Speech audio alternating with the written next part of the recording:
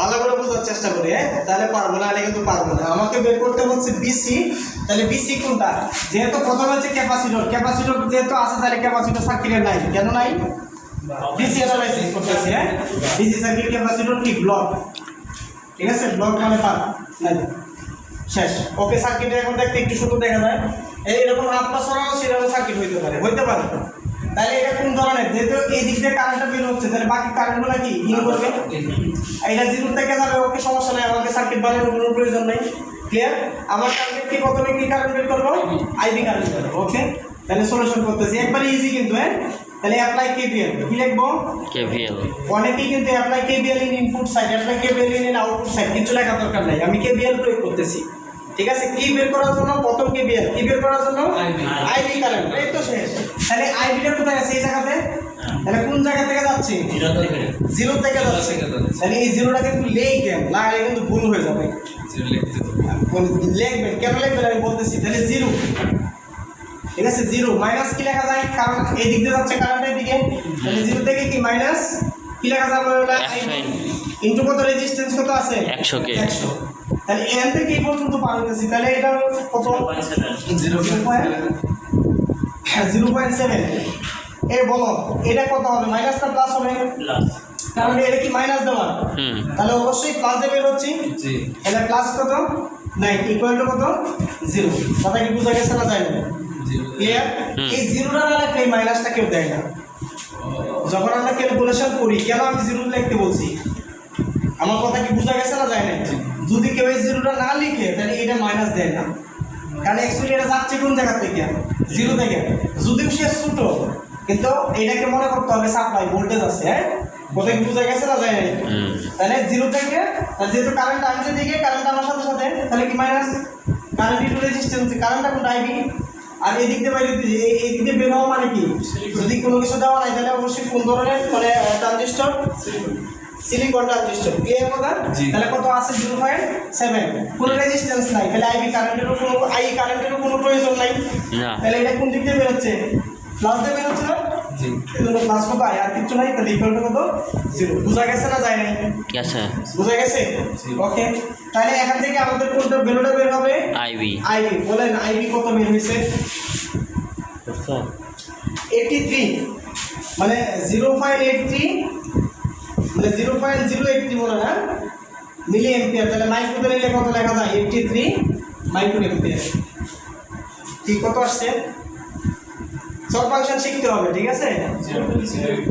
0.083 মিলি ampere, ঠিক আছে? মাইক্রোতে গেলে আবার 1000 দ্বারা ভাগ করতে হবে, তাহলে 1000 দ্বারা ভাগ করলে কত? 83। সুন্দর দেখা যায়, এই জন্য লিখছি। কোনো সমস্যা নাই, এইভাবে রাখলেও কোনো প্রবলেম নাই। ক্লিয়ার? হ্যাঁ, এখন দেখো আমাকে বের করতে বলছে বিসি, ইজিলি হয়ে গেছে। তাহলে আইবি পাই গেছি, তাহলে কি আইসি হয়ে যাবে? তাহলে আইসি ইজ ইকুয়াল টু কত? Beta IB. তাহলে বিটার ভ্যালু কত আছে? 45 ইনটু কত? 0.083। তাহলে কত আসে? যেটাই আছে তোমার ক্যালকুলেশনে, মানে ক্যালকুলেটরে যেটা আছে এটার সাথে 45 গুণ করো, তাহলে হয়ে যাবে। তোমার আলাদা নতুন করে লিখতে হয় না তো? বুঝলে না কথা? যেটা বের করছো সেটা ক্যালকুলেটর 45 গুণ করলে হয়ে যাবে না? 0.735 মিলি অ্যাম্পিয়ার। তাহলে আইসি হয়ে গেছে। বলো এই দিকে যে কারেন্টটা যায় সেই কারেন্টটাই তো আইসি কারেন্ট। তাহলে এর যে ভোল্টেজটা, এই ভোল্টেজটাই তো বিসি। কি বলেন? তাহলে এটা কত থেকে যাচ্ছে? 0 থেকে যাচ্ছে। যেটা থেকে যাবে সেটা থেকে লিখবো। তাহলে আমরা কি লিখতে পারি? সুতরাং বিসি ইকুয়াল টু 0 থেকে যাচ্ছে 0। আর এটা কি হবে? ড্রপ হবে। তাহলে মাইনাস কত? আইসি কারেন্ট কত? 3.735 ইনটু কি রেজিস্ট্যান্স কত? 1.2। তাহলে কত আসে? তাহলে -4.48 না, -4.48 ভোল্ট। এটাই आंसर। কি কঠিন হয়ে গেছে? কি কঠিন হয়েছে নাকি? এখন আবার আরেকটা বের করতে হবে, বিবি, মানে বিবি বের করতে হবে। বিবি মানে কোথায়? এটা কি বলো? এটা কি না? এটা কি না? এটা না? তাহলে আমি কি এটা থেকে এটা বাদ দিলে, এটা ডটটা বাদ দিলে এটা হয়ে গেছি। তাহলে আমরা সুতরাং বিবি ইজ ইকুয়াল টু কত লিখতে পারি? 0 মাইনাস কত? 100 ইন্টু আইবি কারেন্ট কত, এদিক দিয়ে কারেন্টটা কোন রাখছিল আইবি না, তাহলে আইবি কারেন্ট কত 0.083, তাহলে কত আসে 8.3 নাকি মাইনাস 8.3 ভোল্ট, 8.3 না 0, তাহলে মাইনাস তো অবশ্যই ঠিক আছে, তাহলে মাইনাস আসছে, মাইনাস আসতেই পারে স্বাভাবিক, আমার ক্যালকুলেশনও দেখাইতেছে, তাহলে এটাই আনসার। বোঝা গেছে না যায় নাই, বুঝতে পারছি? এটা ইচ্ছা করে তুমি এইভাবে বের করতে পারবে, এখান থেকে কেভিএল দাও এদিক দিয়ে, ওই যে একটা সার্কিট এরকম করাইছিলাম না, ডিসি সার্কিটের মধ্যে 70 ভোল্ট বের হয়, দেখো এখান থেকে আবার যদি অন্যভাবে যদি করতে চাও তাহলে দেখো কি লেখা যায়, বিবি মাইনাস কত 0.7, আবার প্লাস কত 9 ইকুয়াল টু কত 0, দেখো তো কত আসে, বিবি ইজ ইকুয়াল টু মাইনাস 8.3 আসে কিনা, মানে এই জায়গা থেকে কেবিএল, আমি এই পয়েন্ট থেকে এই পয়েন্ট পর্যন্ত কেবিএল প্রয়োগ করলাম, শেষ।